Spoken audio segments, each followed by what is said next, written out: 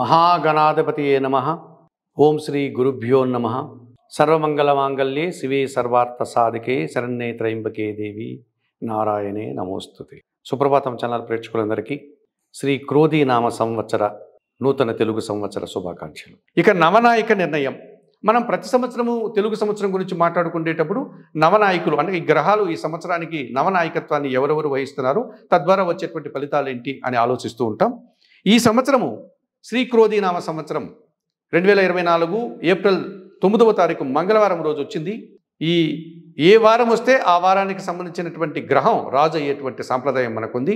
కనుక శ్రీ క్రోధీ నామ సంవత్సరానికి రాజు కుజుడు, మంగళవారం కనుక మంగళుడు, కుజుడు, అంగారకుడు అని చెప్పుకోవచ్చు.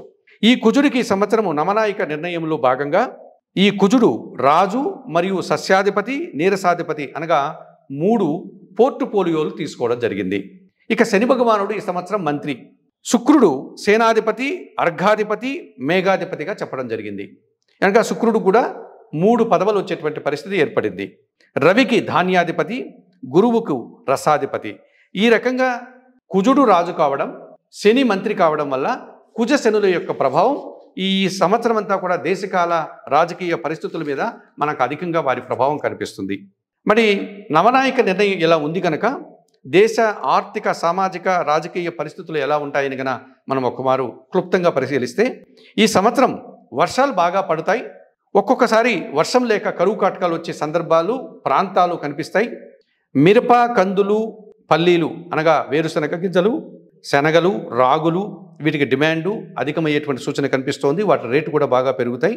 పండ్లు, పూలు, పళ్ళ రసాలు వాడకం అధికమవుతుంది. వాటికి కూడా అధికంగా రేట్లు పలుకుతాయి. ఒక్కోసారి అధిక వర్షాల వల్ల అనగా వరదలు, ఇతరత్ర ఉరుములు, పిడుగులు, పంట నష్టం లేకపోతే జన నష్టం జరగడానికి అవకాశం కనిపిస్తుంది. ఈ కుజ ప్రభావం అధికంగా ఉండడం వల్ల, కుజుడు రాజు కావడం వల్ల. ఇక క్రీడల్లో, ఆట పోటీల్లో వీటికి సంబంధించి స్పోర్ట్స్ వ్యవహారాల్లో యువకుల కంటే కూడా యువతులకు ఎక్కువ ప్రాధాన్యత, వారే విజేతలుగా నిలిచేటువంటి సందర్భాలు ఎక్కువగా కనిపిస్తోంది. ఒక్క ఆట పోటీల్లోనూ క్రీడల్లోనే కాకుండా విద్య, ఉద్యోగ, రాజకీయ రంగాల్లో, ఇతరత్ర పారిశ్రామిక రంగాల్లో కూడా ఈ సంవత్సరం స్త్రీలే ఎక్కువ ప్రాముఖ్యతను, స్త్రీలే ఎక్కువ విజయాలను అందుకునేటువంటి వాతావరణం ఉంది. దాంతోపాటు నేరాల్లో కానీ, అవినీతికర కుంభకోణాల్లో కానీ స్త్రీలే ఎక్కువగా ప్రాధాన్యత వహించేటువంటి పరిస్థితి కనిపిస్తుంది. కొంతమంది ప్రముఖ స్త్రీలు జైలులకు వెళ్ళేటువంటి పరిస్థితి, సరసాలకు వెళ్ళేటువంటి పరిస్థితి కూడా ఈ శ్రీ క్రోధీ నామ సంవత్సరంలో మనకు కనిపిస్తుంది. ప్రేమ పెళ్లిళ్ళు అధికమయ్యేటువంటి సూచన కనిపిస్తోంది. ఆ రకంగా విడాకులు, విడిపోవడాలు కూడా అధికంగానే కనిపిస్తున్నాయి. విదేశాల్లో విద్యార్థులకు కానీ, ఉద్యోగులకు కానీ మిశ్రమ ఫలితాలు కనిపిస్తున్నాయి. ఈ సంవత్సరము వారు పూర్తి సంతోషంగానే ఉండలేరు, అట్లానే కాస్త ఇబ్బందికరంగానే ఉండలేరు. 50% శుభ ఫలితాలు, 50% ప్రతికూల ఫలితాలు కనిపిస్తున్నాయి. దంపతుల మధ్య, రాజకీయ నాయకుల మధ్య అన్యోన్యత కంటే కూడా గొడవలు, వివాదాలు, కలహాలు ఎక్కువయ్యేటువంటి సూచన కనిపిస్తోంది. ఈ క్రోధీ నామ సంవత్సరంలో కలహాలు, గొడవలు, హత్యలు, ఆత్మహత్యలు, రాజకీయ వైషమ్యాలు అధికమయ్యేటువంటి సూచన కనిపిస్తోంది. దేశ సరిహద్దుల్లో సమస్యలు రావడం, మత వైషమ్యాలు, కుల ద్వేషాలు, అలాగే 2 తెలుగు రాష్ట్రాల్లో కూడా అభివృద్ధి పథంలో ముందుకు వెళుతూ రాజకీయ వైషమ్యాలు, తద్వారా కుల పోరాటాలు, గొడవలు అధికమయ్యేటువంటి సూచన కనిపిస్తోంది.